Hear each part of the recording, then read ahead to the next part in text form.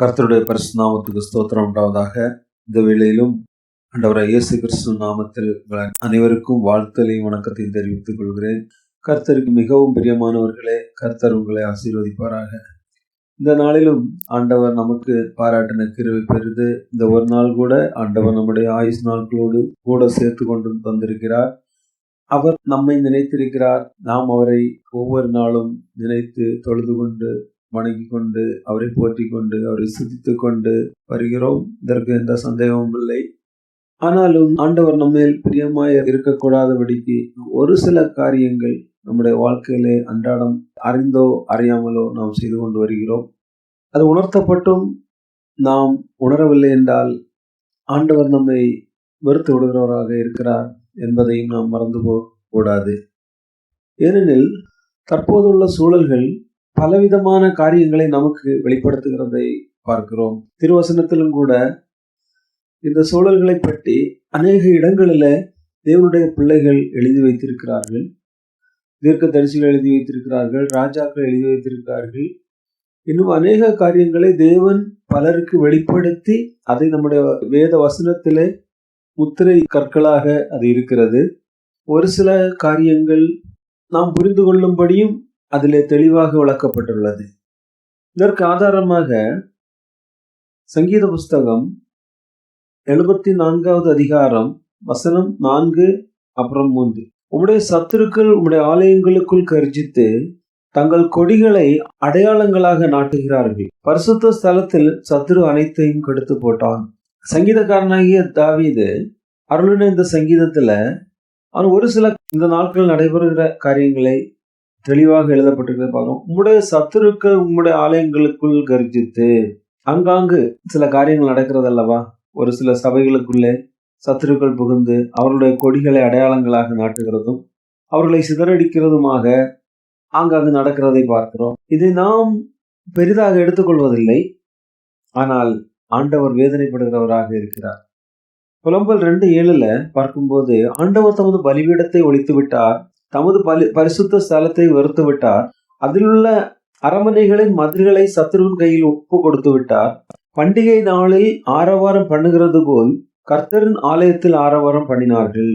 அப்போ இந்த இஸ்ரவேல் ஜனங்கள் தேவனுக்கு பிரியமில்லாத வழியில நடக்கும் போது, தேவனுக்கு விரோதமான பாவங்களை எடுத்து தேவ சமூகத்திலிருந்து அவர்கள் பின்வாங்கி செல்லும் போது தேவன் அவர்களை கண்டித்து தண்டிக்கிறார். தேவன் வாசமாயிருக்கிற அந்த ஆலயத்தை அவர்கள் எதிராளிகளுக்கு இடத்துல ஒப்பு கொடுக்கிறதை பார்க்கிறோம். ஏனென்றால் நம்முடைய வாழ்க்கையில கூட முக்கியமாக நாம் தங்குகிற வீடு நாம் இருக்க வேண்டும் என்ற சூழ்நிலை வரும்போது அதுக்கு பல காரணங்கள். ஒன்று, அந்த வீட்டுல குடியிருக்கிறதுக்கு நமக்கு நிம்மதி இருக்காது. இல்லை என்றால் நமக்கு பலவிதமான பற்றாக்குறைகள் நிமித்தமாக, கடன்கள் நிமித்தமாக, ஒரு சில முக்கியமான தேவைகள் நிமித்தமாக அந்த வீடை பிறருக்கு நாம் இருக்க வேண்டிய சூழல் வருகிறது.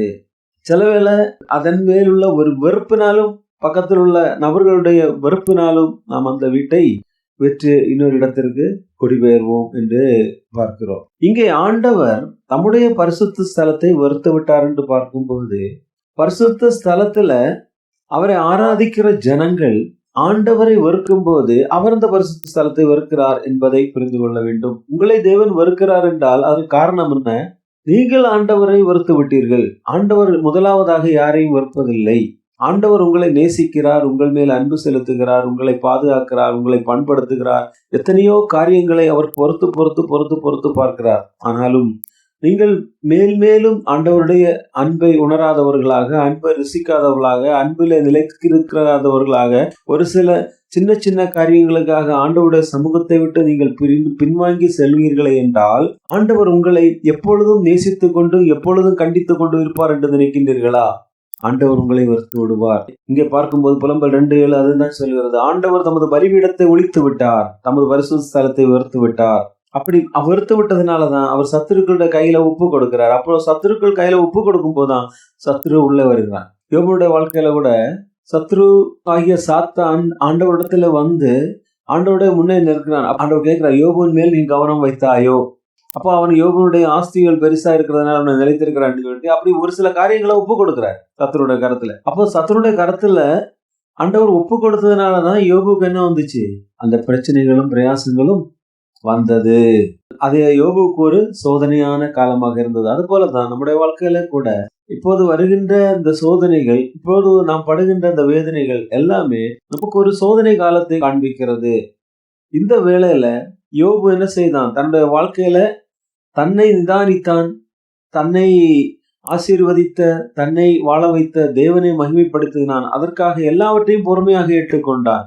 அவன் நிந்திக்கவோ தேவனை புறங்கூறவோ இல்லை. இதே போல நம்முடைய வாழ்க்கையில கூட நமக்கு வருகின்ற சோதனைனாலும் சரி, நமக்கு வருகின்ற வேதனைனாலும் சரி, நமக்கு வருகின்ற எந்தவித நிர்பந்தங்கள்னாலும் சரி, நாம் என்ன செய்யக்கூடாது? யாரையும் குறை கூறக்கூடாது, ஆண்டவரை கூட குறை கூறக்கூடாது. ஆண்டவர் அனுமதிக்காதது எந்த ஒரு காரியமும் நம்முடைய வாழ்க்கையில நடக்காது என்று யோபு அறிந்திருந்தது போல, நாம் இதை முற்றும் உணர்ந்தவர்களாக, புரிந்து கொண்டவர்களாக, நாம் நம்முடைய மனதை சஞ்சலப்படுத்தாமதபடிக்கு பொறுமையோடு தேவ சமூகத்திலே உட்கார்ந்து காத்திருந்து ஆண்டவரை என்ன செய்யணும்? நேசித்து அவருடைய அன்பை பெற்றுக்கொண்டு அவருடைய விசுவாசத்திலே உறுதிப்படுத்த வேண்டும். இது ஒரு சோதனையான காலம். அப்ப சத்ரு ஒரு ஆலயத்துக்குள்ளாக வந்து ஆலயங்களை கர்ஜித்து கொடிகளை அடையாளங்களாக நாட்டுகிறாது என்றால் நமக்கு பலவிதமான கேள்விகளை எழுப்பும். நம்முடைய விசுவாசத்திற்காலும் சரி, நம்முடைய வாழ்வாதாரத்திற்கானாலும் சரி, எல்லா விதத்திலும் நமக்கு பலவிதமான பிரச்சனைகளை அங்க உண்டு பண்ணும். நம்மை ஒரு கலகத்திற்குள்ளாக ஏற்படுத்தும். கடல்ல வேகமாக தான் வரும், ஆனா கரையில வந்துதான் அதை மோதிட்டு திரும்ப அது போயிடும். அது வேகமாக வரும்போது நாம் அதுக்கு முன்னே நின்றோம் என்றால் என்ன செய்யும்? நம்மை அடித்து எங்கேயாவது ஒரு பாறையில மோத விட்டு விட்டு அது சென்று விடும். ஆனால் அது வருகிற வேகத்துல நம்ம தலையை கொஞ்சம் குனிந்து, நீ என் மேலோடி போப்பா, நான் கீழே இருக்கிறேன்னு சொல்லிட்டு கொஞ்சம் தாழ்மையோடு அது குனிந்து கொடுத்தால் அந்த அலை அப்படியே போய் அந்த கரையில தொட்டு விட்டு திரும்ப பின்னாடி அது தானா போயிடும். நம்முடைய உயிருக்கு எந்த சேதமும் ஏற்படாது. அதே போலதான் நம்முடைய வாழ்க்கையில கூட சத்துரு கொண்டு வருகின்ற எந்த விதமான அலையாக இருந்தாலும் சரி, அது சிறு அலையோ பெரு அலையோ சுனாமி அலையோ எந்த விதமான அலையாக நம்முடைய வாழ்க்கை போராட்டங்கள் இருந்தாலும் ஆண்டவருடைய பாதத்திலே அமர்ந்து நாம் தாழ்மையோடு பொறுமையாக இருந்தால் அதை நம் தலைக்கு மேலாக அது சென்று விடுமே தவிர அது நம்ம என்ன செய்யாது? அது தாக்காது. ஒருவேளை அந்த உலகம் நம்மள ஒரு மாதிரி பேசும், கேவலமா பேசும், ஏளனமா பேசும், பேசட்டுமே, நிந்திக்கட்டுமே, பழி சொல்லட்டுமே. நம்முடைய விசுவாசத்துக்கு அது ஒரு போராட்டமான காலம் அல்லவா? அந்த போராட்டத்துல நம்ம கூட இருக்கிறது யாரு? ஆண்டவராகிய இயேசு கிறிஸ்து அல்லவா?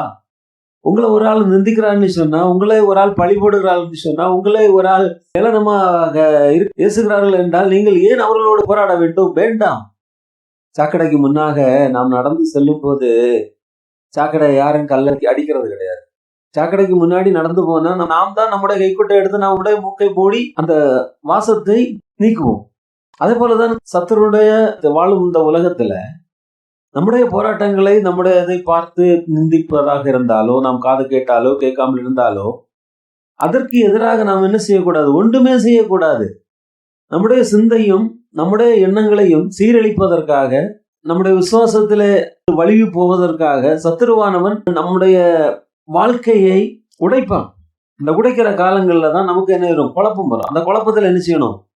எப்படியாவது அழிந்து போகணும்னு சொல்லிட்டு சத்துரு நினைச்சிட்டு இருப்பான். ஆனா அந்த நேரங்கள்ல நாம் என்ன செய்யணும்? தாழ்மையாக, பொறுமையாக, எல்லோரிடத்திலும் அன்பாக, அமைதியாக இருக்கும்போது நம் உள்ளத்துல இருக்கிற ஆண்டவர் நமக்கு கிரியை செய்வார். ஏனென்றால் இது சோதனையின் காலம்.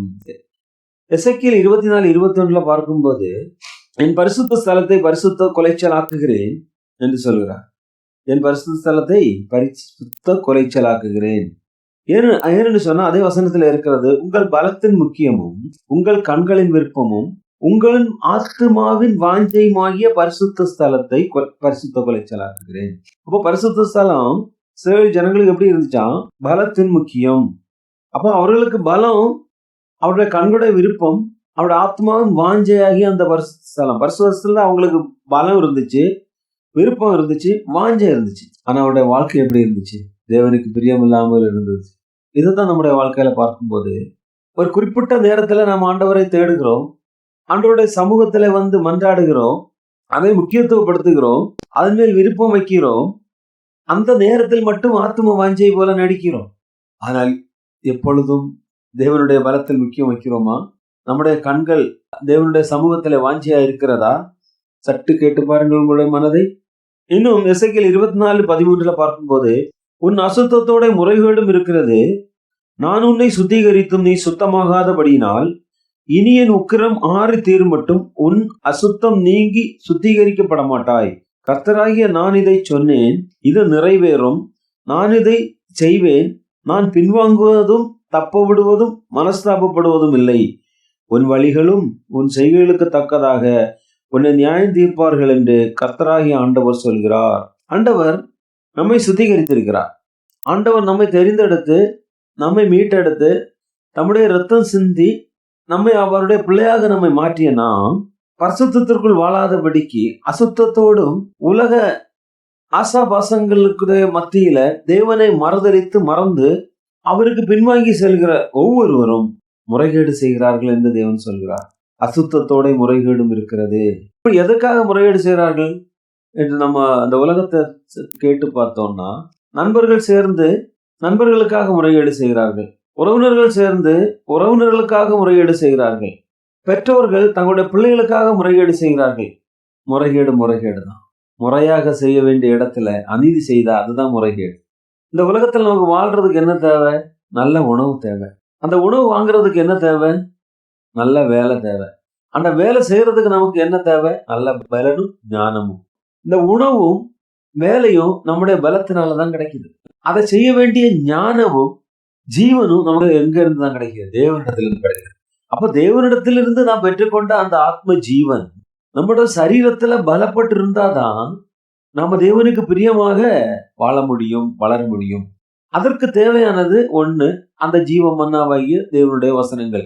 அந்த தேவனுடைய வசனங்கள் நம்முடைய உள்ளத்துல இருக்கும் போது நம்முடைய ஜீவன் எப்படி இருக்கு? ஆரோக்கியமானதாகவும் தேவனுக்கு பிரியமானதாகவும் இருக்கும். ஆனா இந்த காலங்களில் என்ன நடக்குதுன்னா, ஒரு சில காரியங்களுக்காக நாம என்ன செய்யறோம்? தேவனை மறந்து உணவுக்காகவும் ஊருக்காகவும் நாம் என்ன செய்யறோம்? வாழ்ந்து கொண்டிருக்கின்றோம். ஆகவே தான் இந்த வசனம் சொல்கிறத நாம விடுத்து நம்முடைய சுற்று வட்டாரத்தில் என்ன சொல்கிறார்களோ அதை நாம கேட்டு ஆண்டவருடைய நாமத்தை மறுதலித்து தேவனை வருத்தப்படுத்துகிறோம். தேவனுடைய சமூகத்திலிருந்து பின்வாங்கி செல்கின்றோம். இந்த வாழ்க்கை உங்களுடைய வழிகளில் இருக்கிறதா? சிந்தித்து பாருங்கள். எசேக்கியேல் தெளிவாக சொல்கிறார், உன் அசுத்தத்தோட முறைகேடும் இருக்கிறது, நான் உன்னை சுத்திகரித்தும் நீ சுத்தமாகாதபடியினால் இனி என் உக்கிரம் ஆறித்தீர் மட்டும் உன் அசுத்தம் நீங்கி சுத்திகரிக்கப்பட மாட்டாய். பாருங்க, எவ்வளவு வேதனையான விஷயம். அவர் எத்தனை முறை தான் உங்களை சுத்திகரிப்பாரு? எத்தனை முறை தான் உங்களோட மன்றாடுவாரு? நீங்க வெளியில நல்லா சொல்றீங்க, நான் தேவனுடைய பிள்ளை, ஆனா உங்களுடைய வாழ்க்கை எப்படி இருக்கிறது? உங்களுடைய வார்த்தைக்கும் உங்களுடைய வாழ்க்கைக்கும் ஒரு தொடர்பு இருக்கிறதா? ஒருவேளை வெளிப்படையான ஒரு வாழ்க்கையில பிறர் தேவனுடைய பிள்ளை என்று கண்டுகொள்ளலாம். ஆனா உள்ளான வாழ்க்கையில நீங்கள் தேவனுக்குள் இருக்கிறீர்களா? இந்த உலகத்திற்குள்ளான சத்துருடைய கையில் அகப்பட்டிருக்கிறீர்களா என்பதை திருவசனத்தின் மூலம் நீங்கள் ஆராய்ந்து பாருங்கள். ஆண்டவர் உங்களுக்கு வெளிப்படுத்துவார். சங்கீதம் 74:7, உமது பரிசுத்த ஸ்தலத்தை அக்கினிக்கு இரையாக்கி உமது நாமத்தின் வாசஸ்தலத்தை தரை மட்டும் இடித்து அசுத்தப்படுத்தினார்கள். எங்களுக்கு இருந்த அடையாளங்களை காணோம், தீர்க்கதரிசிகளும் இல்லை, எதுவரைக்கு என்று அறிவிக்கிறவனும் இல்லை. சங்கீதக்காரங்க இன்னொன்னு சொல்கிறாரு, எங்களுக்கு இருந்த அடையாளங்களை காணோம், எங்களுக்கு இருந்த அடையாளங்களை காணோம். உமது பரிசுத்த ஸ்தலத்தை அக்னிக்கு இரையாக்கி உமது நாமத்தின் வாசஸ்தலத்தை தரை மட்டும் இடித்து அசுத்தப்படுத்தினார்கள். உண்மைதான். சாலமன் ராஜா தம்முடைய வல்லமை பொருந்திய கரத்தினாலே தேவனுடைய கிருபையினாலே ஒரு பெரிய ஆலயத்தை கட்டினார். அந்த ஆலயம் சாலமன் ராஜாவுக்கு அப்புறம் என்ன ஆயிடுச்சு? தரை மட்டும் இடிக்கப்பட்டு போனது. பிரியமானவர்களே, உங்களுடைய விசுவாசம் இடிக்கப்பட்ட நிலையில் இருக்கிறதா? கட்டப்படுகின்ற நிலையில் இருக்கிறதா? ஆண்டவருக்குள் வளர்கின்ற நிலையில் இருக்கிறதா? இல்ல இந்த உலகத்திற்குள்ளாக வளர்கிற நிலையில இருக்கிறதா? சத்ரு விசுவாசிகளுக்கும் சோதனை கொடுக்கிறார், அவிசுவாசிகளுக்கும் சோதனை கொடுக்கிறார். நன்மையையும் வரவிடுகிறார், தீமையும் வரவிடுகிறார். விசுவாசிகள் இதை புரிந்து உணர வேண்டும். ஏன் இந்த போராட்டம் நமக்கு வருகிறது? எதனால் இந்த நன்மை கிடைத்தது என்பதை உங்களுடைய உலக அறிவினாலே தேடுவீர்கள் என்றால் நீங்கள் வீழ்ந்து போவீர்கள். ஆவிக்குரிய கண்களினால் திருவசனத்தில் தேடுவீர்கள் என்றால் அதற்கு ஒரு சரியான விடையை தருவார். உங்களுக்கு வருகிற சோதனைகள் உங்கள் வாழ்க்கைக்கு வருகின்ற புது புது பாடங்கள் என்பதை நீங்கள் உணர்ந்து அனுதினமும் புது புது பாடங்களை கற்றுக்கொள்ள நீங்கள் ஆவலுடையவர்களாக திருவசனமாகிய களங்கமில்லாத ஞானப்பால்ல நீங்கள் வாஞ்சையுள்ளவர்களாக இருக்க வேண்டும் என்று தேவன் விரும்புகிறார். ஆம், இந்த காலநிலையிலும் கூட சத்துருடைய ஆட்கள் என்ன செய்கிறார்கள்? பலவிதமான பேர் கும்பலாக கூடி பலவிதமான சபைகளை அடித்து உடைத்து அந்த இடத்தை நிர்மூலமாக்கி அக்கினிக்கு இரையாக்கி அந்த இடத்தில் உள்ள அடையாளங்களை அழிக்க வேண்டும் என்று அவர்கள் வாஞ்சியோடு மூர்க்கத்தோடு இந்த காரியங்களை செயல்படுத்துகிறதை நாம் பத்திரிகை வாயிலாகவும் தொலைக்காட்சி வாயிலாகவும் அவ்வப்போது காண்கிற ஒரு நிகழ்ச்சியாகவே இருக்கிறது. அது இப்போது நம்முடைய கண்களுக்கு தெரிகிறது. ஆனால் பல ஆண்டுகளுக்கு முன்பதாகவே தேவனதை சங்கீதக்காரனாகிய தாவீதுக்கு அதை வெளிப்படுத்துகிறதை நாம் இந்த வசனங்களை நாம் வாசிக்கிறோம். இன்னும் எசேக்கியேல் 7வது அதிகாரம் 25வது வசனம் வாசிக்கும் போது, சங்காரம் வருகிறது, அப்பொழுது சமாதானத்தை தேடுவார்கள், ஆனாலும் அது கிடையாது. விக்கினத்தின் மேல் விக்கினம் வரும், துர்ச்செய்தி மேல் துர்ச்செய்தி வரும், அப்பொழுது தீர்க்கதரிசிகளிடத்தில் சமாதானத்தை தேடுவார்கள். ராஜா துக்கித்துக் கொண்டிருப்பான், பிரபுவை திகில் மூடி கொண்டிருக்கும், ஜனங்களின் கைகள் தளர்ந்து போகும். ஆண்டவர் சொல்கிறார், ஜனங்களின் கைகள் தளர்ந்து போகும். இப்போது நம்முடைய கைகள் நல்ல பலனாக இருக்கிறது. நம்முடைய ஞானம் உலக பிரகாரமாக பிரகாசிக்கிறது. ஆனால் தேவன் சொல்கிறார், எசேக்கியா மூலமாக இந்த வெளிப்படுத்தப்பட்டிருக்கிறது, இதோ சங்காரம் வருகிறது, அப்பொழுது சமாதானத்தை தேடினாலும் அது கிடையாது. ஆண்டவர் சொல்கிறார், இன்றைய அனுகிரக காலம், இன்றைய சமாதானத்தின் நேரம், உங்கள் சமாதானத்தை நீங்கள் தெரிந்து கொள்ளுங்கள், இந்த அனுகிரக காலத்தை நீங்கள் புரிந்து கொண்டு ஆண்டவருடைய கிருபையை பெற்றுக்கொள்ள என்று தேவனுடைய வசனங்கள் நமக்கு சொல்கிறது. ஆண்டவர் உரைக்கிறார், இன்னொரு காலம் வருகிறதுப்பா பிரியமானவர்களே, சங்காரம் வரப்போகிறதாம். அப்பொழுது நீங்க சமாதானத்தை தேடினாலும் அது உங்களுக்கு கிடைக்காது. பிரச்சனைகள் மேல் பிரச்சனை வரும், விக்கினத்தின் மேல் விக்கினம் வரும், துர்ச்செய்தி மேல் துர்ச்செய்தி பிறக்கும். அப்பொழுது நீங்க யாரிடத்துல எங்க போய் தரிசனத்தை தேடினாலும் அது அவங்களுக்கு கிடைக்காது. அப்போது இந்த உலகத்து ஆட்சியாளர்கள் துக்கித்துக் கொண்டிருப்பார்கள். பிரபுக்களாகிய பெரியவர்களை திகில் மூடிக்கொண்டிருக்கும். ராஜா துக்கித்துக் கொண்டிருப்பான். உலகத்துல இப்படி நடக்கிறது, என்னென்ன காரியங்கள் நடக்கிறது என்று சொல்லிட்டு ஒவ்வொருவரையும் திகில் மூடிக்கொண்டிருக்கும் போது ஜனங்கள் தளர்ந்து போவார்கள். ஆம், இந்த நேரம், அந்த எசேக்கியா சொன்ன தீர்க்க தரிசனத்தின் நேரம் நிறைவேற நெருங்கி கொண்டிருக்கிறது. நமக்கு பாசம், அன்பு, கிருபை, கிரியை, பகுத்தறிவு என்பது நமக்கு மனிதனுடைய குணங்கள். ஒருவருக்கு விருப்பம் இருந்தால் நன்மை செய்கிறோம், ஒருத்தனுக்கு விருப்பம் இல்லை என்றால் அந்த நன்மையிலிருந்து பின்வாங்குகிறோம். வெறுப்பதும் அன்பை ருசிப்பதும் நமக்கு இந்த உலகத்திலே ஆண்டவர் கொடுத்த கிருபை. ஆனால் நம்மை விட திறமைசாலியாக இன்னொரு மனிதன் இந்த உலகத்திலே உருவாகி கொண்டிருக்கிறார். அவனுடைய ட்ரையல் எல்லாம் முடிந்து போய்விட்டது. அவனிடத்தில் அன்பு இல்லை, கருணை இல்லை, இரக்கம் இல்லை, பகுத்தறிவு இல்லை. நீங்கள் இந்த உலகத்தில் உங்களுக்கு இருக்கிற எல்லா காரியமும் இல்லை, ஜீவனும் இல்லை. ஆனால் அது ஒரு குறிப்பிட்ட கட்டளைக்கு ஏற்ப ஜீவனுள்ளதாக, அறிவுள்ளதாக அது செயல்பட்டு கொண்டிருக்கிறது. அதை செயல்படுத்தியது சத்ருவுடைய அறிவு. அந்த அறிவினாலே செயல்படுத்தப்பட்ட அந்த ஆற்றலின் முகங்கள் இன்றைக்கு ஆங்காங்கே பணியில் அமர்த்தப்பட்டு கொண்டிருக்கிறது. இதை பார்த்து நாம் சந்தோஷப்படுகிறோம். ஒன்று மட்டும் நினைத்துக் கொள்ளுங்கள், இந்த புதிய உருவாக்கம் நமக்கு பேர் இழப்பாக அது உருமாறப் போகிறது. அது தேவனுடைய பிள்ளைகளுக்கு பல விதமான துக்கங்களை, கஷ்டங்களை, உயிரிழப்புகளை கொண்டு வரக்கூடிய அது ஒரு ஆற்றலாக அது மாறப்போகிறது என்பதை திருவசனம் நமக்கு எச்சரிக்கிறது. ஆண்டவருடைய சிருஷ்டிப்பாகிய ஆதாமும் ஏவாளின் பிள்ளைகளாக இருக்கிற நாம் ஆண்டவருடைய அன்பை உணர்ந்து அவருடைய நம் ஆதாமுடைய பின்வாங்கத்திலிருந்து விடுவிப்பதற்காக ஆண்டவராய் இயேசு கிறிஸ்து நமக்காக அந்த பூமியிலே வந்து மனிதனாக நம்முடைய பாவங்களை ஏற்றிக்கொண்டு தம்முடைய இரத்தத்தை சிந்தி கல்வாரி சிலுவையிலே கடைசி துளி இரத்தத்தையும் விட்டு, பிதாவே இவர்களுக்கு மன்னியும் என்று தன்னுடைய பக்கத்தில் சிலுவையில் அறைந்த குற்றவாளிகளை கூட மன்னித்து தன்னுடைய ஜீவனை விட்டார். அப்பேற்பட்ட மானேசர் மரித்தார், அடக்கம் பண்ணப்பட்டார். ஆனாலும் 3ஆம் நாள் உயிர்த்தெழுந்து தேவனுடைய ராஜ்யத்திற்கு சென்று விட்டார். இன்னும் பரிசுத்த ஆவியானவராக நம்முடைய உள்ளத்திலே பேசிக் கொண்டிருக்கிற அந்த தேவாதி தேவன் நம்மேல் வைத்திருக்கிற அந்த மகாபெரிய கிருபையினாலே நாம் இன்றைக்கு வாழ்ந்து கொண்டிருக்கிறோம் என்பதை ஒருபோதும் நாம் என்ன செய்யக்கூடாது, மறந்து போகக்கூடாது. இனி வருகின்ற அந்த இயந்திர மனிதர்களுடைய காலம், தீரா ரோபோட்டிக், அப்படி வரும்போது அது மனிதனுக்கு மிகவும் பிரச்சனைகளை கொடுக்கக்கூடிய ஒரு காலமாக இருக்கிறது. அது உலகத்தினுடைய மனிதர்களுடைய சத்துருடைய ஆதிக்கத்தை அது மேலோங்குகிறதாக அது காணப்படுகிறது. ஏனெனில் எல்லா வேலை வாய்ப்புகளையும் அதை பறித்து கொண்டு போகும். மனிதனுக்கு உணவுக்கு கிடைக்காது, ஏனென்றால் அந்த ரோபோட்டுக்கு உணவு தேவையில்லை, ஆற்றல் இருந்தால் மட்டுமே போதும். எலக்ட்ரிசிட்டி அல்லது அதை சூரியனிடத்திலிருந்து அந்த ஆற்றலை அது பெறும்படியாக வடிவமைத்து அதை செயல்படுத்துகிறவர்களாக அவர்கள் மாறிக்கொண்டு போவார்கள். அவர்களுக்கு ஆற்றல் சூரிய ஒளியிலிருந்து தானாகவே கிடைக்கும். ஆனால் நமக்கு ஆற்றல் உணவிலிருந்து மட்டும்தான் கிடைக்கும். ஆகவே தான் சத்துருவானவன் இப்போது கொடிய உணவுக்கு பஞ்சத்தை ஏற்படுத்துவதற்காக பலவிதமான போராட்டங்களை இந்த பூமியிலே செயல்படுத்தி கொண்டிருக்கிறான் என்பதை நினைவு கூர்ந்து கொள்ளுங்கள். ஆகவே தான் ஆண்டவராக இயேசு அதை முன்னமே நமக்கு தெரியப்படுத்தி இருக்கிறார். ஆமோஸ் 8:11 பார்க்கும்போது, இதோ நான் தேசத்தின் மேல் பஞ்சத்தை அனுப்பும் நாட்கள் வரும். ஆகார குறைவினால் உண்டான பஞ்சம் அல்ல, ஜல குறைவினால் உண்டான தாகமும் அல்ல, கர்த்தருடைய வசனம் கேட்க கிடைக்காத பஞ்சத்தை அனுப்புவேன் என்று கர்த்தராகி ஆண்டவர் உரைக்கிறார். நம்முடைய தேசத்துல ஆண்டவர் சொல்ற பஞ்சம் வரும்னு சொல்றாரு. ஒரு விதமான பஞ்சத்தை பார்க்கும்போது அது ஆகார விதமான பஞ்சம். ஆகவே சத்துருடைய போர் வீரர்கள் யார் என்று சொன்னா மனிதர்கள் அல்ல, மனிதர்களை போன்று இருக்கின்ற எந்திர மனிதர்கள் என்பதை சற்று உணர்ந்து கொள்ளுங்கள். வெளிப்படுத்தின விஷயத்துல தெளிவாக சொல்கிறது. அந்த சத்துருவனுடைய நம்பரே தெளிவாக சொல்லப்பட்டிருக்கிறது, 666. அது எதை குறிக்கிறது என்றால் ஒரு எந்திரத்தை தான் குறிக்கிறதை தவிர அது மனிதனை குறிப்பதில்லை. அப்போது எந்திரம் தலைவராக இருக்கும் போது அவனுடைய சிப்பந்திகள் எல்லாமே எந்திர மனிதர்களாக தான் இருப்பார்கள். அவர்களுக்கு அறிவு இருக்கும் என்று, அது செயற்கை அறிவு, அது ஆண்டவருடைய அறிவோடு ஒத்து போகாது.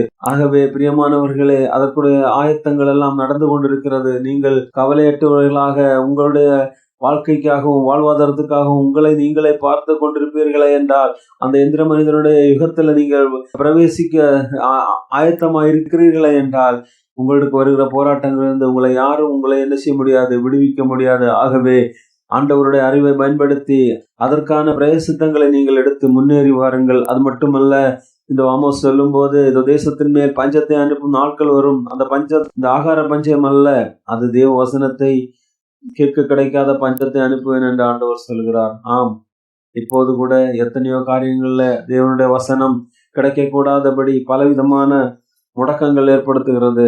தேவ வசனத்தை பேசுவதற்கோ அதை அறிவிப்பதற்கோ பலவிதமான இடர்பாடுகளை நாம் அங்கங்கே நடைபெறுகிறதை நாம் பார்க்கிறோம். இது இந்த வசனத்தை நிரூபிக்கிறதாக இருக்கிறது. பிரியமானவர்களே, உங்களுடைய வாழ்க்கையில கூட இந்த வசனத்தை நீங்கள் என்ன செய்ய வேண்டும்? அதிகமாக வாசித்து, அதிகமாக அதை தியானித்து, அதை உங்களுடைய இதய பலகையில எழுதி அதை பொக்கிஷமாக சேர்த்து வைக்க வேண்டும். அந்த வசனங்கள் உங்களுடைய உள்ளத்துல இருக்கும்போது எந்த சத்துருடைய கிரியைகளும் உங்களை மேற்கொள்ள முடியாது என்பதுதான் முக்கியம். ஆகவே வேத வசனம் கிடைக்காத நாட்களில் வருகின்ற அந்த வேதவசன பஞ்சத்தில் நீங்கள் தப்பிக்க கொள்ள வேண்டும் என்றால், அந்த வேதவசன விதைகளை நீங்கள் என்ன செய்ய வேண்டும்? இப்போதே ஏற்றுக்கொள்ள வேண்டும். ஆகவே எனக்கு பிரியமானவர்களே, எந்திர ஆட்சியில சிக்கிக்கொள்ளாதபடிக்கு, கருணை இல்லாத ஆட்சியில சிக்கிக்கொள்ளாதபடிக்கு, புரிதல் இல்லாத ஆட்சியில சிக்கிக்கொள்ளாதபடிக்கு உங்களை விடுவித்துக் கொள்ள வேண்டும் என்றால் உங்களை நீங்களே சீர்படுத்திக் கொள்ளுங்கள். உங்களுடைய ஒப்பீட்டு வாழ்க்கையை புறந்தள்ளிவிட்டு ஆண்டவருடைய செயல்பாடுகளையும் ஆண்டவருடைய திருவசனத்தை மாத்திரமே உங்களுடைய வாழ்க்கையோடு ஒப்பிட்டுக் கொள்ளுங்கள். ஆண்டவர் உங்களை ரட்சித்திருக்கிறார். உங்களை நேசித்து உங்களை வழிநடத்தி இம்மட்டும் அன்பு கூர்ந்து இம்மட்டும் வாழ வைத்து இந்த நிலையில உயர்த்தி உங்களை ஆசீர்வதித்திருக்கிறார். இதை புரிந்து கொண்டவர்களாக உங்களுடைய வாழ்க்கையை முன்னேற்றி செல்லுங்கள். செயல்படாத காரியங்களுக்காக உங்களை வீணாக வருத்தி கொண்டு உங்கள் ஆத்துமாக்களை இழந்து போகாதீர்கள். தாவீது வாழ்ந்த நாட்களில் கூட இவ்வளவு இறுக்கங்கள் இருக்குமே, ஆனால் தற்போதுள்ள சூழ்நிலைகள் பலவிதமான இறுக்கங்களை நமக்கு கொண்டு வரும். அந்த இறுக்கங்களிலிருந்தெல்லாம் நாம் விடுபட வேண்டும் என்றால் உங்களுடைய வாழ்க்கையில தாழ்மையின் அன்பு, கருணை, இரக்கம் நிறைந்து காண வேண்டும். அந்த காரியங்கள் இந்த உலகம் தராத பெரிய சமாதானத்தை ஆண்டவராய் இயேசு கிறிஸ்து உங்களுக்கு தருகிறார். உங்களை மீட்டு கொண்ட நோக்கத்தை அறிந்து, அவருடைய விருப்பத்தை உணர்ந்து, அவருக்காக ஒரு சில மணிக்கூறுகளை கொடுத்து, அவருடைய சித்தத்தை புரிந்து அறிந்து உங்களுடைய வாழ்க்கையில அதை அபியாசப்படுத்திக் கொள்ளுங்கள். அப்போதுதான் இரக்கமுள்ள இயேசு உங்கள் வாழ்க்கையிலே அதிசயமான கிரியைகளை செய்வார். வரப்போகின்ற கோபாக்கனை நாட்களில் இருந்து உங்களை விடுவிப்பார். நாம் பின்வாங்கி போகாதவர்களாக ஆண்டவருடைய சமூகத்திலே முன்னேறி செல்லுகிறவர்களாக இருக்க வேண்டும். ஆண்டவர் இரக்கமுள்ள தேவன். நம்முடைய அறியாமையை அவர் தெரிந்தெடுக்காதபடிக்கு அவருடைய கிருபையினாலே மன்னித்து நம்மை உயர்த்துகிறார். ஆனால் இந்த உலகமோ நம்முடைய அறியாமையை எள்ளி நகையாடி ஏளனப்படுத்தி நம்மளை சிறுமைப்படுத்தி நம்மளை சீரழிக்கிறதற்காக அது முன்னேறி கொண்டு வருகிறது. அப்பேற்பட்ட சூழ்நிலைகளே நீங்கள் அடங்கியிருங்கள். ஆர்ப்பரிப்பை குறைத்துக் கொள்ளுங்கள். உங்களுடைய மனக்குழப்பங்கள், உங்களுடைய பிரயாசங்கள் எல்லாவற்றையும் நிதானித்து நீங்களே நியாய தீர்ப்பை கொண்டு வராதீர்கள். அதை நியாய தீர்ப்பு செய்கிறவரிடத்திலே ஒப்பு கொடுத்து ஆண்டவருடைய கருத்திற்குள்ளாக நிலைநாட்டுங்கள். ஒருவேளை தேவன் வாழுகிற உங்கள் ஆலயமாகிய உங்களுடைய இருதயத்திற்கு வருகின்ற சஞ்சலங்களை சத்ருவாகியவன் கொடியேற்ற பிடித்து கொண்டிருப்பான். ஆனால் ஆண்டவராய் இயேசு கிறிஸ்துவின் வசனங்கள் உங்களுடைய இருதயத்தில் இருக்கிற வரை எந்த சத்ருவும் உங்களுடைய தேவனுடைய ஆலயத்தை என்ன செய்ய முடியாது, சீரழிக்க முடியாது. அப்பேற்பட்ட சூழ்நிலையில எந்த நிலை வந்தாலும் உங்களுடைய விசுவாசத்திலே உறுதியா இருங்கள். யோபு விசுவாசத்திலே உறுதியா இருந்து இரட்டிப்பான ஆசீர்வாதத்தை பெற்றுக் கொண்டது போல நீங்களும் ஆண்டவருடைய விசுவாசத்திலே உறுதியாக இருந்து எதொரு இரட்டிப்பான சிலாக்கியங்களை பெற்றுக்கொள்வதற்காக ஆயத்தமாயிருங்கள். இயேசு கிறிஸ்து இதோ வேகம் வருகிறார். உயிர்த்தெழுந்து படத்திலே சென்றவர் இன்னும் தூதர்களோடு அவருடைய பிள்ளைகளை சேர்ப்பதற்காக வேகம் வருகிறார். அந்த வருகையில நீங்களும் செல்ல ஆயத்தமாயிருங்கள். நீங்கள் தேவனோடு செல்ல ஆயத்தமா? தேவன் உங்களை ஆசீர்வதிப்பாராக. ஆமென்.